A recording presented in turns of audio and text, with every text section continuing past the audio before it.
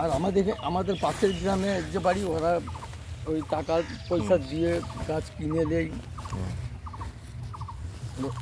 এটা তো সরকারি জায়গায় গাড়ি, জেলখানা। এই যে ওইটা ক্লাব লয়, ওখানেও পুলিশের লোক আছে। হ্যাঁ, ওই তো ওরা টাকা দিয়ে আমি ছিলাম। তোমার এই যে এত বড় গাছটা আছে, এই যে এত বড় এক ডালপালা ছিল, তো ডালপালা কেটে দিয়েছে, সব কেটে সব বার করে দিয়েছে। অনেক ডালপালা ছিল, এগুলো সব এই ডালপালাগুলো অনেক ছিল, ওগুলোকে কেটে এই যে এরকম করে এইগুলো বার করে নিয়েছে।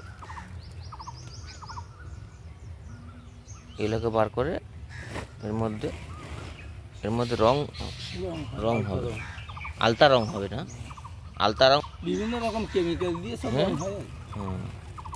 আর একটা গাছে আছে যে ভাঙবো আর কি, সেই ওই আপনাদের ওই রাস্তাটা দিয়ে সোজা যেতে হবে, ওই তাঁতিগিড়ার দিকে।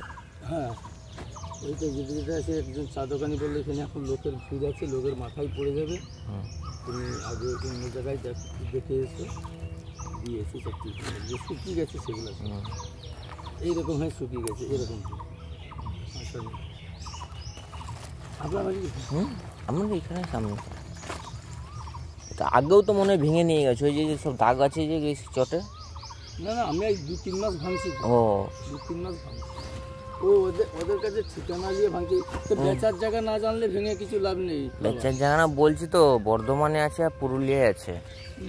না, বর্ধমানে আছে বলে বলেনি, ওরা আমাকে বলছে পুরুলিয়া ঝালদা। হ্যাঁ, পুরুলিয়া আছে, ঝালদা আছে, ঝাড়খণ্ডে আছে বললো, রাঁচিতে আছে বলছে।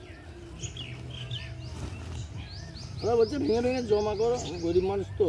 হ্যাঁ, সে তো জমা করো, তোমারও যা হয়। হ্যাঁ, সেটা অথচ তোমার তো যা হয়, যেটা হবে আর কি করবে। সারাদিন তুমি ঘুরে বিক্রি করেও যেটা না, সব মানে ভেঙে লিছে তো, নাই তো, আবার এই নতুন আছে, বেশি মাল তো হচ্ছে না তো, হালকা মালটা বেশি হতো। হ্যাঁ, বস্তা 2-1 কেজি হতো মাল, আমরা বড় ওজনে বিক্রি হয়ে গেল তো। হ্যাঁ, ওজনে একেবারে এইগুলিকে একটু করে চাপ করে ছাড়াতে হবে, এরকম চাপ করে, একদম গুঁড়া হয়ে গেলে নিবেন বলে চলে। আমি এখনো একবারও বিক্রি করতে যাইনি, ভেঙে জমা করছি। বলছে জমা করে একবারে কম মিলিয়ে গেলে তোমার কোনো করতে হবে না, গাড়ি খরচাও তো আছে। লগাই করে পারছো, লগাই করে গাছে তো উঠতে পারবে না, এত বড় গাছে। অনেক বড় গাছই আছে।